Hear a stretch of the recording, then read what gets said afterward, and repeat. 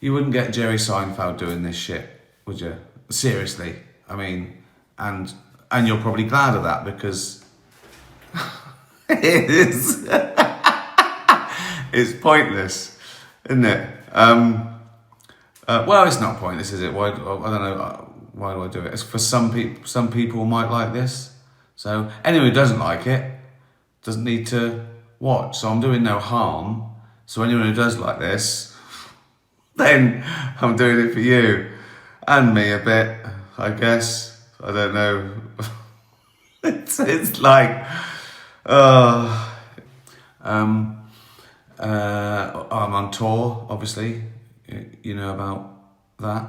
I'm also trying to make Dutch Barn a global brand, and I'm working on a new animation for Netflix, which by the time it's finished would have taken 2 years. So did Vienna, big arena in Vienna. That was the weather was lovely. 48 hours wandering around, and the gig was fantastic.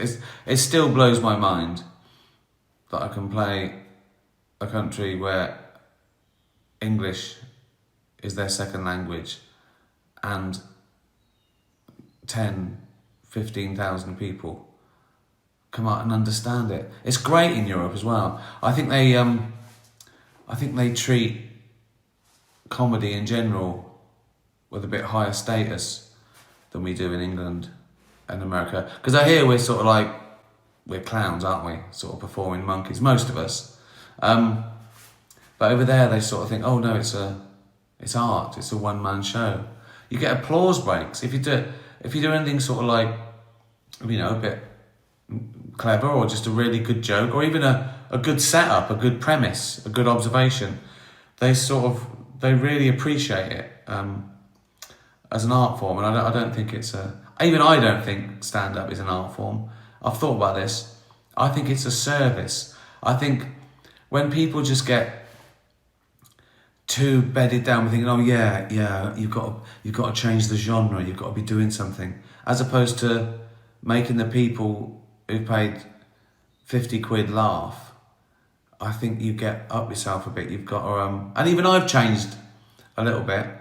You know, I used to want for people who weren't there to like it, and now I just try and make sure those people get value for money, and just be funny. You just want they've come to laugh for an hour and a bit. They haven't come there to go away and write review going, yeah, he really pushed some boundaries there, made me think. That's great as a bonus, but you shouldn't. You can do both, but if you have to do one, choose them all laughing. Is my advice.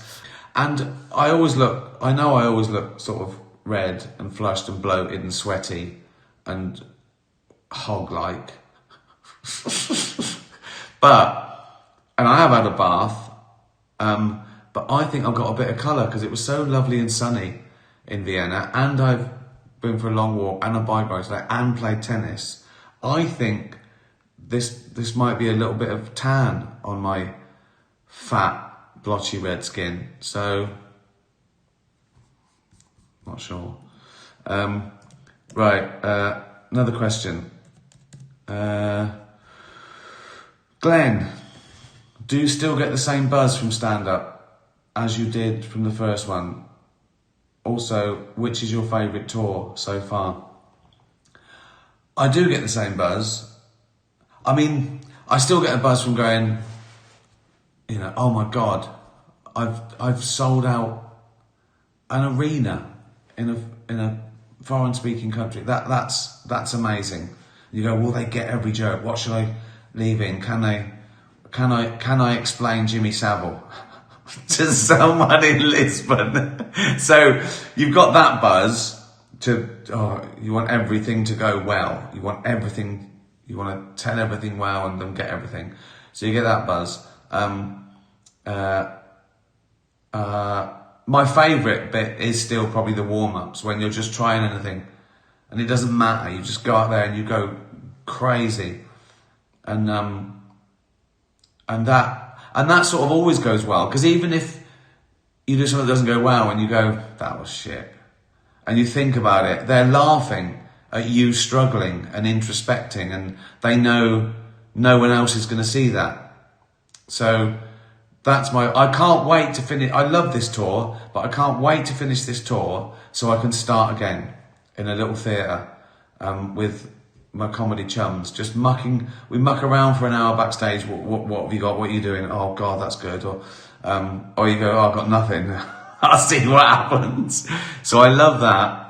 So no, if anything, that part feels as fresh and exciting as it ever did. Maybe even more so, the starting again bit, the trying stuff out.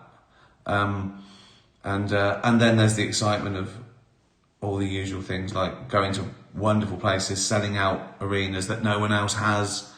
Yeah, I do like breaking the odd record. What's your favourite tracks, albums you've been listening to lately? Oh my God, you're going to just hear the same old ones I've been listening to since 1970. I mean, I still do listen to those every day, you know, on a plane, on a train, not in a car, actually. In a car I listen to XFM classic rock. So, yeah, that's what you're dealing with. I still listen to the old boys, Bowie, Radiohead, Cat Stevens, Neil Young, Bob Dylan, all those. Some you might not have heard of, that I listen to regularly. I think I listen to Sun Kill Moon the most the last few years. This is mesmerising. I love it, the things he sings about check out Sun Kill Moon, anything. Just put in YouTube, Sun Kill Moon. And Red House Painters, another sort of version of him. Bon Iver, Sodven, sort of indie folk stuff. But that's my recommendation for people who haven't heard of him or have never listened to him. Sun Kill Moon. Check that out. Right, I'm not gonna do long today. I'm tired, and I've got TV to watch. Benji, what is your definition of success? Oh, that's tricky, and it's sort of all the definitions sort of change as you get older. It would need I think it would need a very long definition, because you have to keep justifying things and there's caveats. I've probably got it honed down to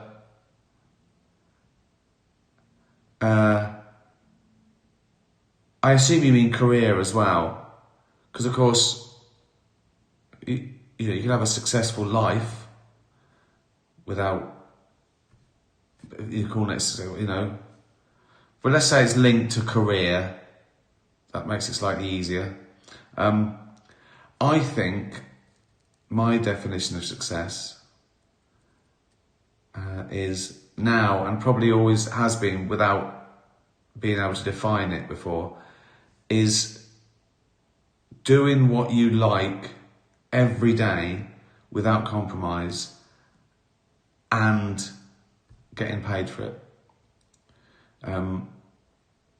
Because you can compromise and get paid, do really well, but I don't think you'll like yourself as much.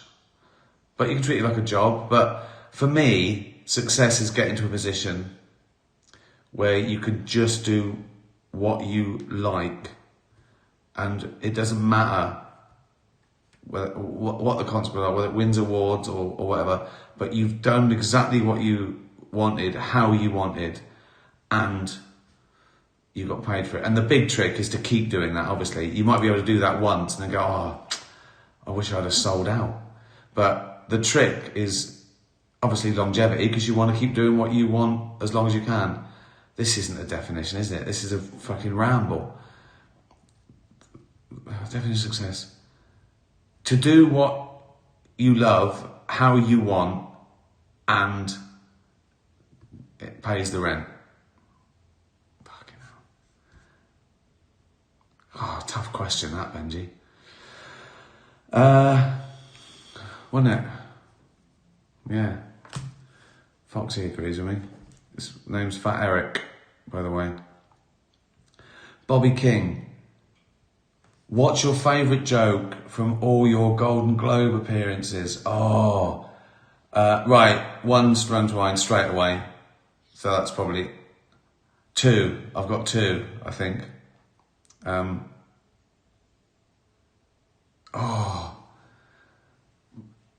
Maybe three. Okay. So the first one that sprang to mind, which I loved at the time, and I was very proud of it, was at the last Golden Globes, when I said we were going to do an in memoriam tonight, but when I looked at the list of people who died, it wasn't diverse enough. I was very proud of that. Very proud of the sarcasm of the time as well.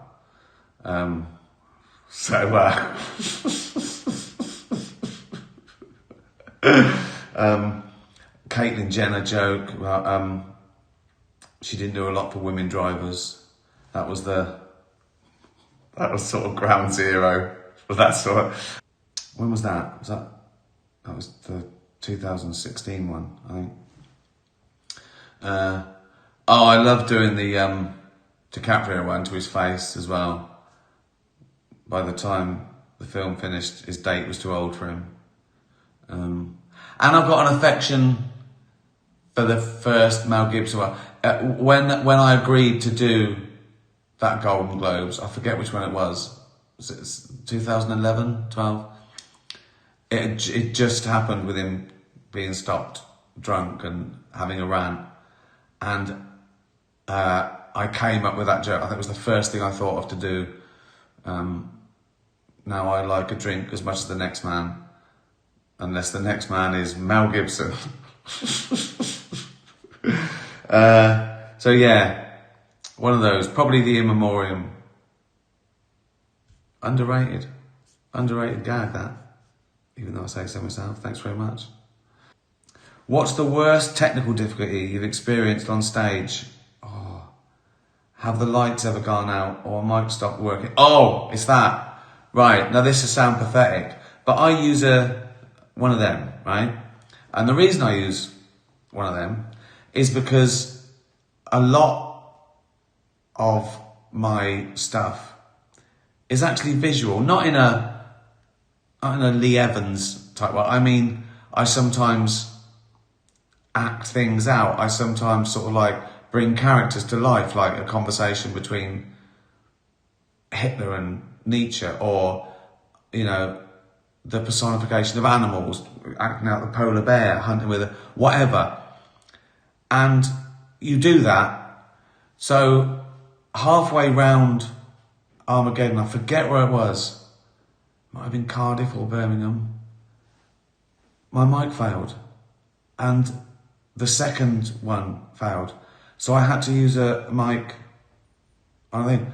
And it was really stressful because I'm thinking there's a bit coming up where I'm, you know, wanking off a paedophile.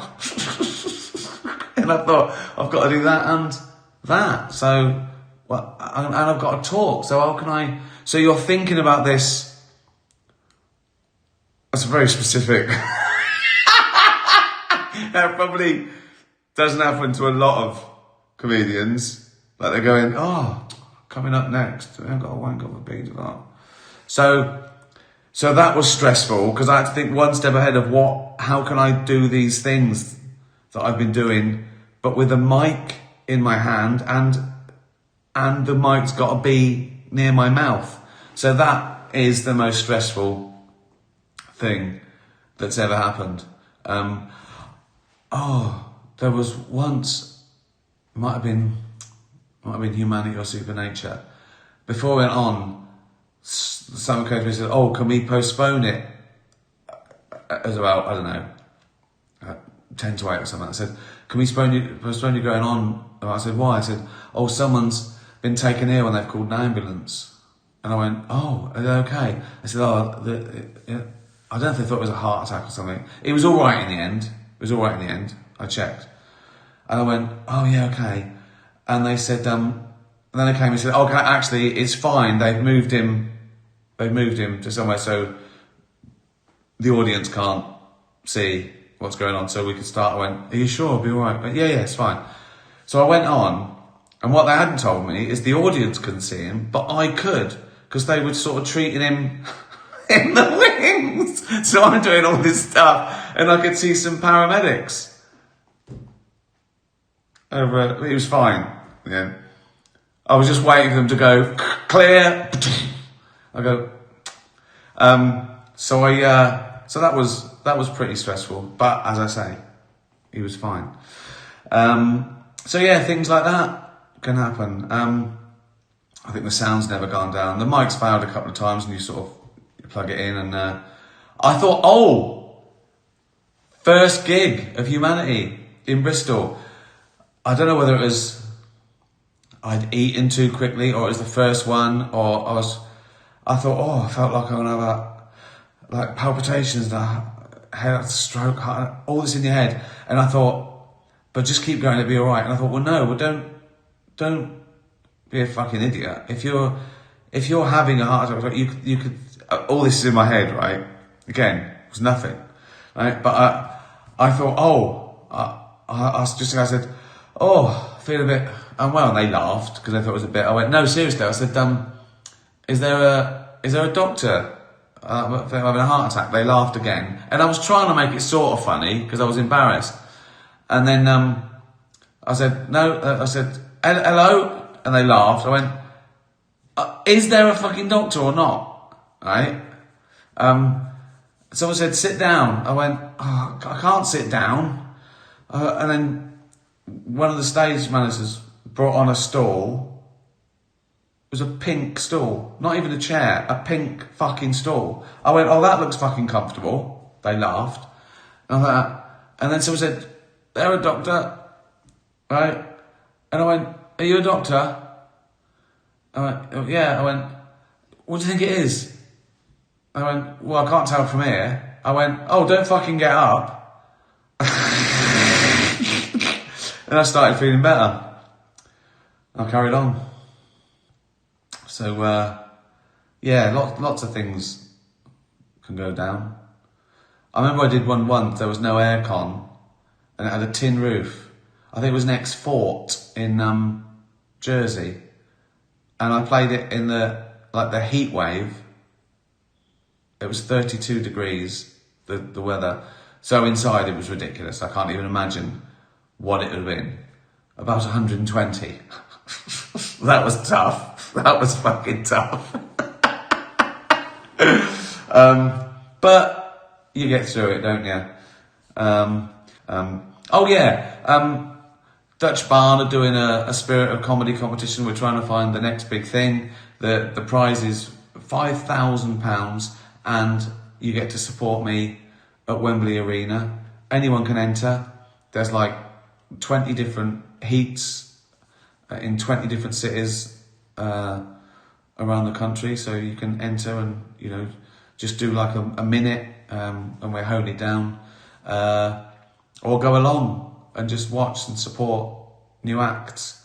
Go to the website. I've tweeted some stuff already. DutchBarn.com. Have a look. Spirit of Comedy. What else? A Dutch Barn is in Canada and America.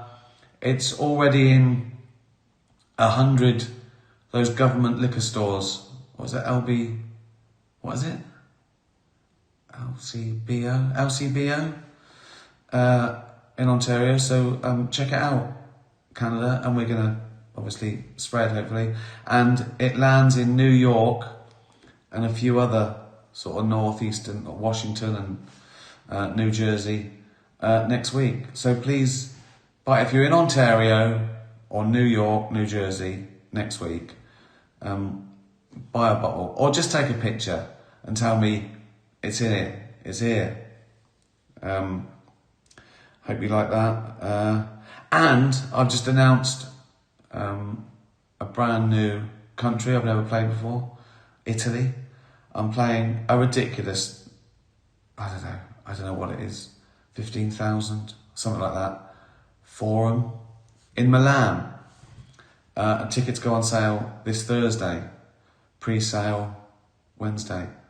So that's a lot of people in a non-English speaking country. But they come from all over in Europe. It's so great playing Europe.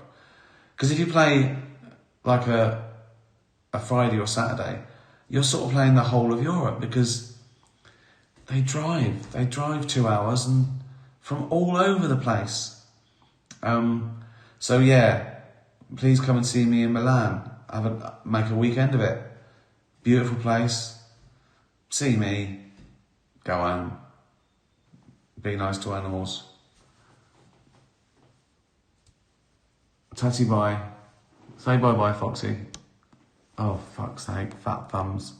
Oh, for fuck's sake. Say bye-bye.